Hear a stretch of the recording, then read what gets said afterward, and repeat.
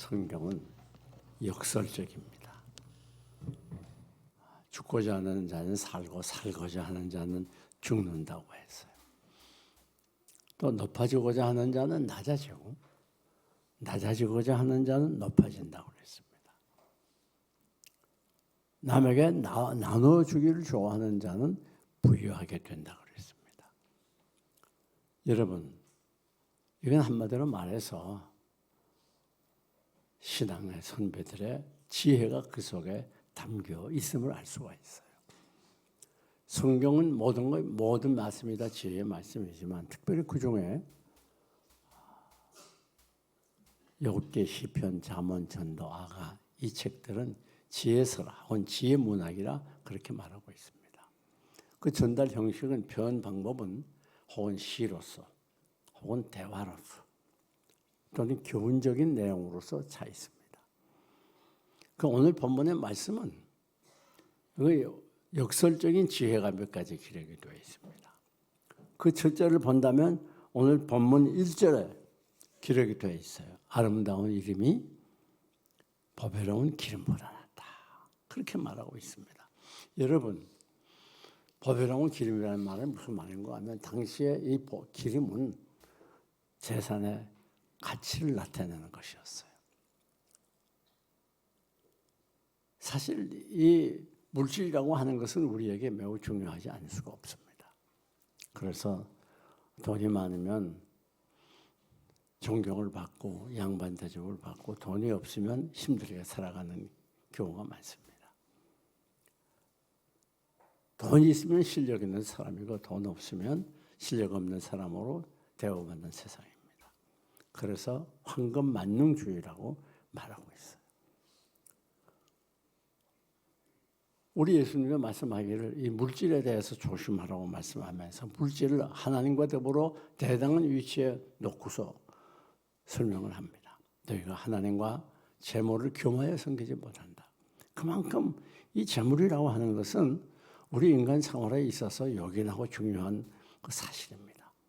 그러나 성경은 여기에 아름다운 이름과 또 재물을 대조적으로 말하면서 아름다운 이름이 재물보다도 중요하다는 거예요.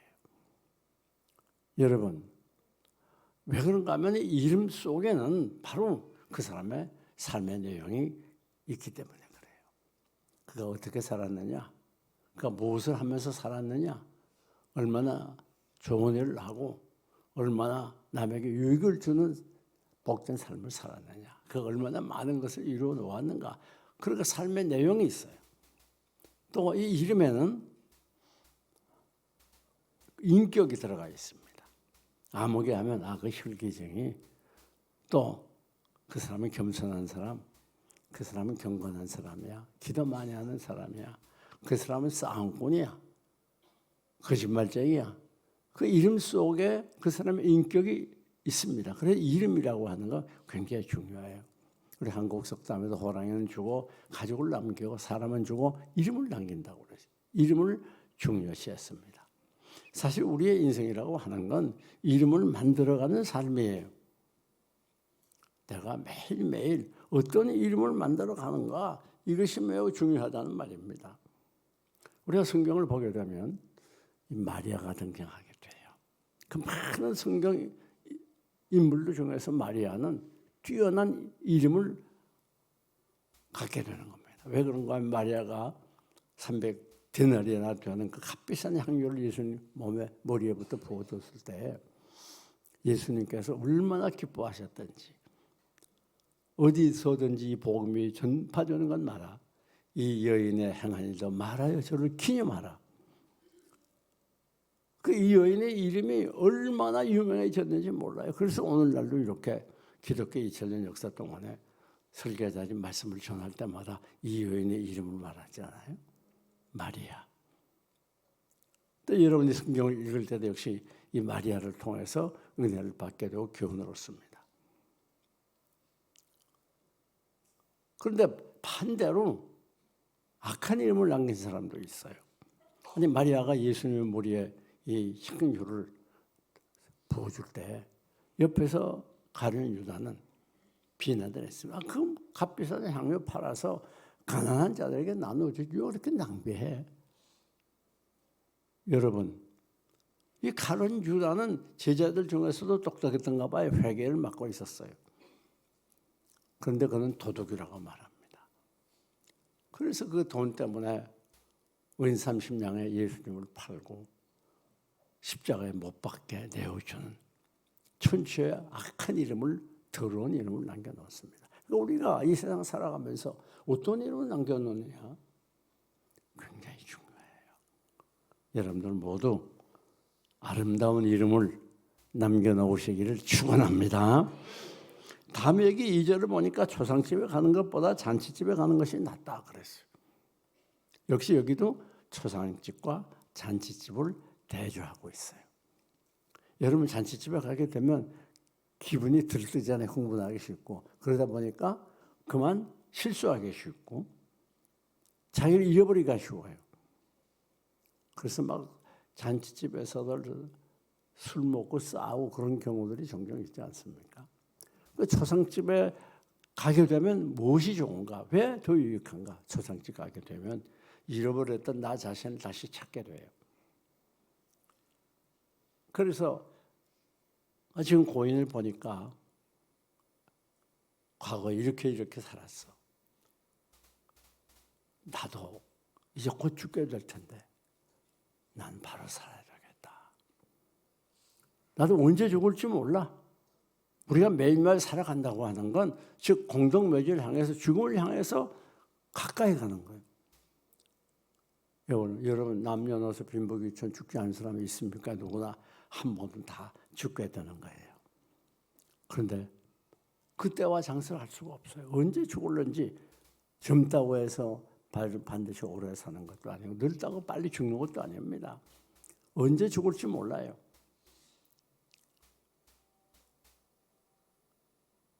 태어날 때는 순서대로 태어나도 죽을 때는 순서 없어요. 그런 모습을 보면서 평소에 생각지 않았던 죽음에 대해서 다시 생각을 하게 돼요. 그리고 자기 자신의 삶을 생각하고 내가 이렇게 내가 살고 있는데 이게 정말 바른 삶인가? 이건 반드시 고쳐야겠다. 자기 스스로를 살펴보면서 좋은 방향으로 더 인격적인 성숙을 이루는 방향을 잡게 됩니다. 사실 죽음이라고 하는 건 이것은 천국의 통로예요. 이 죽음이라는 통로를 통해서 우리는 천국 가요.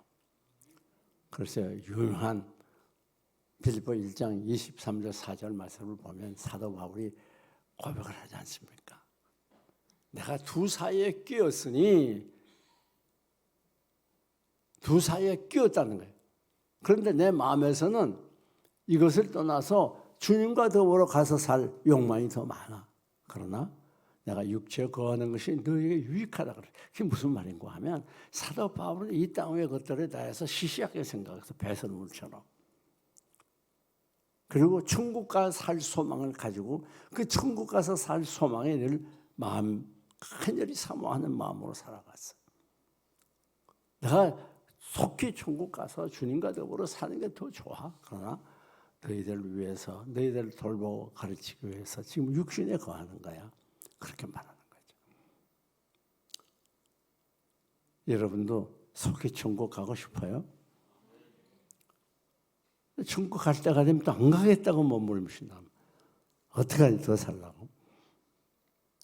여러분, 우리가 요한계시록 14장 13절을 보면 주 안에서 죽은 자들이 복이 있다. 아니 이 세상에 죽음을 복이라고 하는 사람은 아무도 없어요. 죽음은 다 저주요. 죽음은 다 고통이요. 이별이에요. 슬픔이에요. 그런데 우리 성경은 주 안에서 죽은 자들이 복이 있다. 왜 그런가 하면 죽음이라는 거 우리가 이 세상에서 눈을 감고 깨어나면 바로 천국이거든. 영원한 천국이 우리에게 있기 때문에 우리는 두려워하지 않는 거예요. 여러분, 사도 바울은 사망은 너희 쏘는 것이 어디 있느냐? 너희 이기는 것이 어디 있느냐? 많은 사람들이 죽음 때문에 괴로워하고 고통받지만 사도 바울은 부활한다는 믿음을 가지고 승리의 개성가를 불렀습니다. 그렇습니다. 죽음은 우리에게 두려움의 대상이 아니에요. 우리는 죽음을 생각하면서 더 경건하게 살고 더 바르게 살고 천국을 준비하는 가치 있고 보람된 삶을 살아가게 되는 것입니다. 여러분이 이 땅에서 살다가 이 땅에서 죽은 것으로 끝난 사람들이 아니에요. 영원한 세계에서 영원토록 주님과 더불어 살아갈 천국 백성들입니다. 뿐만 아니라 이 세 번째 보니까 슬픔이 웃음보다 낫다. 슬픔이 웃음보다 낫다고 그랬어요. 여러분, 그러니까 웃지 말아야 되겠네. 그러고 늘 찡그리고 살라는 게 아니에요. 웃어야 돼요. 제 뇌는 좀 바보가 돼가지고 억지로 웃어도 좋은 호르몬을 내보낸대요. 웃어야죠. 그리고 행복하게 살아야 되는데 여기서 말하는 건 무슨 말인가 하면 웃음이 필요 없다는 얘기가 아니에요. 슬픔이 중요하다는 걸 강조해 주는 거예요. 여러분 슬프면 눈물이 있잖아요.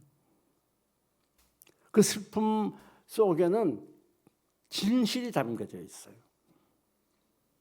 눈물 흘리면서 거짓말하는 사람 없잖아요. 특별한 경우 빼놔요. 거기에 그 눈물 속에 진실이 담겨져 있고 거기에 정직함이 있어요. 여러분 눈물이라고 하는 건 우리 마음의 청결제입니다. 정화제예요. 왜? 우리가 하나님께 죄를 회개하고 눈물로 통회할 때 예수 그리스도의 보혈이 우리 죄를 다 씻어주신다. 눈물은 치료제예요. 우리가 하나님께 나아가서 울며 간구할 때 우리의 모든 육신의 병, 영적인 병 다 치료가 되는 거예요. 그래서 정신과 의사들이 환자들이 오게 되면 와서 울잖아요. 그러면 실컷 울도록 내버려 둔대요. 왜? 다 울고 나면 치료가 된대. 뿐만 아니라 눈물은 위로와 용기의 통로가 됩니다. 왜 그런가 하면 애통하는 자는 복이 있나니 제가 뭘 받아요? 위로를 받을 것이고 우리가 정말 하나님께 슬퍼서 울면서 몸부림치게 될 때 하나님의 영으로 위로가 우리 가운데 임하게 되고 하나님이 우리를 위로해 주시면 아무리 현실이 각박하고 힘들어도 다시 용기를 얻게 되고 힘을 얻게 돼요. 그래서 이 눈물이 중요해요. 눈물이 전혀 없는 건 그건 문제입니다. 사랑하는 교회 여러분, 눈물을 통해서 우리들은 깨끗해지고 눈물을 통해서 하늘나라를 바라봅니다.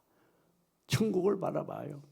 그러니까 우리는 교우들이 먼저 하늘나라 가게 되면 천국 환송 예배를 드려요. 왜? 영원한 천국에 가는 걸 우리가 보내면서 축하하는 의미를 환송 예배를 드리는 것입니다. 여러분, 그런데 우리가 여기서 꼭 알아야 됩니다. 슬픔은 웃음보다 낫다는 건 슬픔 속에는 깊은 진리가 있어요.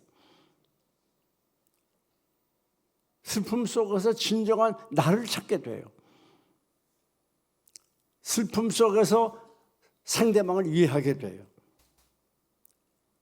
우리가 항상 웃고 좋을 때는 나 자신을 발견하지 못합니다. 다른 사람을 이해하기가 힘들어요. 뿐만 아닙니다.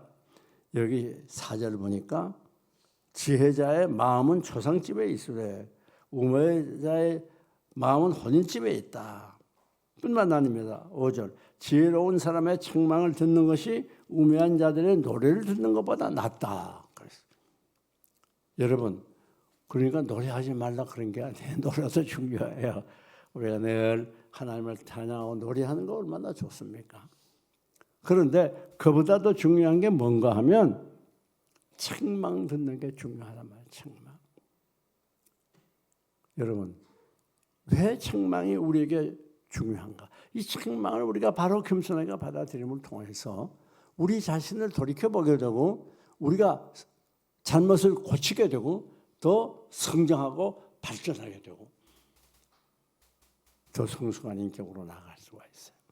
그 책망이 노래보다도 중요하다는 말입니다. 오늘 이 세상이 악해져 가지고 책망하는 거 별로 좋아하지 않아요. 받아들이지 않아요. 그러나 오늘 우리들이 책망할 때 나를 위해서 간증곡이 충고해 줄 때 그것이 정말 나를 위하는 친구이고 그것이 내게 꼭 필요한 것이에요. 여러분 시편 141편 5절을 보게 되면 의인이 나를 칠지라도 은혜로 여기며 그랬어요. 나를 쳐요. 때려요. 그래도 어떻게 해요? 은혜로 여겨요. 은혜로. 그 정도 수준에 올라가면 얼마나 좋겠습니까? 나를 책망할지라도 내 머리에 기름같이 여여서 내가 이를 거절치 아니하겠습니다. 놀라운 말씀이죠. 우리가 이렇게 되도록 더 노력하고 더 낮아지고 그럴 때 거기에 하나님의 놀라운 능력의 역사가 있게 되는 것이에요. 우리가 다윗이 왜 그렇게 위대한 왕입니까? 다윗이 이스라엘 모든 왕 중에서 가장 위대한 왕으로 존경받지 않습니까? 왜 그렇게 위대한 왕이 됐습니까? 그것은 다윗이 우리의 아내를 범하고 남편 우리아를 최전방에 보내서 죽게 합니다. 그럴 때 나단 선지자가 사정없이 공격하지 않아요. 거기 신하들도 꽤 있었을 건데 사정없이 공격하는데 한마디 변명하지 않았어요. 그 선지자의 생명이라는 건 왕에게 있어요. 그때 절대 권력자인데 어디 감히 왕 앞에 가서 말할 수 있습니까? 그것도 좋게 얘기하는 것도 아니고 직선적으로. 그래도 내가 바로 그 사람입니다. 그리고 여호와 썩도록 눈물로 흘리면서 회개하지. 그러니까 다윗이 위대한 왕이 되는 거예요. 악한 왕들의 공통점은 뭔가 하면 악한 왕들은 선지자들의 말을 듣지 않아요. 선지자들을 감옥에 가두고 죽이고 그런다 그 말이에요. 사랑하는 여러분, 오늘 책망을 우리가 잘 받을 수 있도록 우리 자신을 낮춰야 돼요. 그 아합 왕을 보게 되면 전쟁에 나가게 됐는데 선지자가 나가지 말라고 얘기해도 그 말을 거부하고 나가다가 전쟁 가서 죽지 않습니까? 사랑하는 여러분, 좋은 얘기보다 쓴 얘기, 단 얘기보다 아픈 얘기, 그런 말을 충고를 잘 받으시기를 주님의 이름으로 축원합니다.